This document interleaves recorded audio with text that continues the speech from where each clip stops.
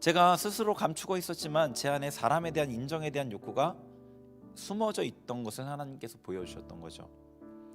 그러면 무엇이 동기여야 하는가? 하나님의 마음이 동기여야 한다는 것을 알려주셨어요.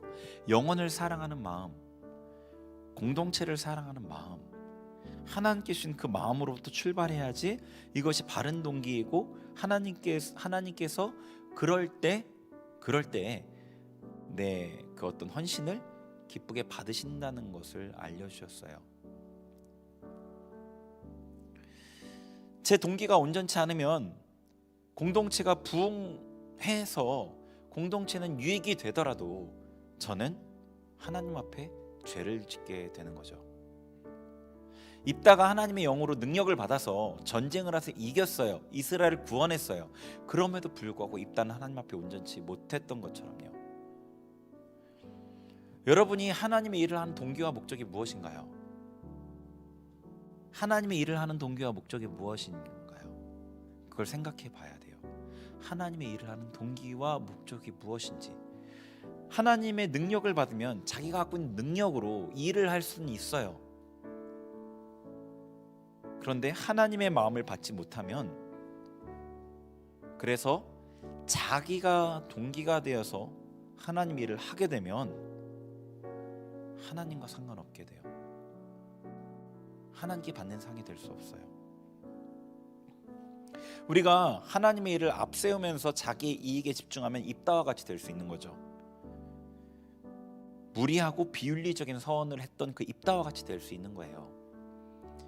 하나님의 일을 한다고 하면서 화를 내게 되고요, 알아주지 않는다고, 격려해주지 않는다고 삐지고요, 하지 않는 다른 사람을 판단하고요, 자기가 한 일을 드러내려고 하고요, 인정받으면 하늘을 날고 인정받지 못하면 낙심하고 분노하고요,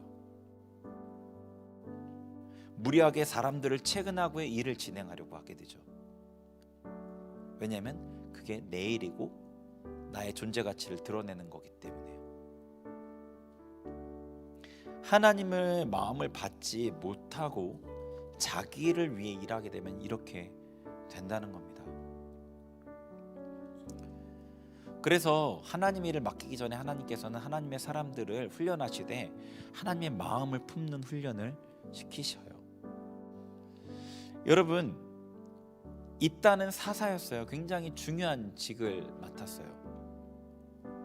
그럼에도 불구하고 그는 하나님과 상관없이 이 일을 했어요. 물론 전체가 다 하나님과 상관없진 않아요.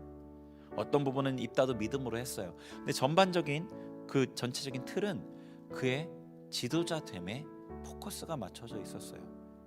그래서 무리한 서원까지 해서 하나님을 조정해서라도 승리를 얻으려는 이 불안함과 긴박한 마음으로, 강박적인 마음으로 이 전쟁을 수행했던 거예요. 여러분, 하나님의 일을 하면서 한번 마음을 돌아보세요. 내 지금 모습이 어떤지, 내 반응이 어떤지, 사람들이 내가 원하는 만큼 따라오지 않을 때 여러분의 마음이 어떤지, 이 일이 이루어지지 않을 때 여러분의 마음이 어떤지, 하나님의 일이라면 하나님의 때에 적절하게 이루어질 것이라는 걸 믿는 믿음이 있는지, 그 믿음 가운데 열심히 충성을 다하는 건지, 동기가 무엇인지를 생각해 보셨으면 좋겠습니다.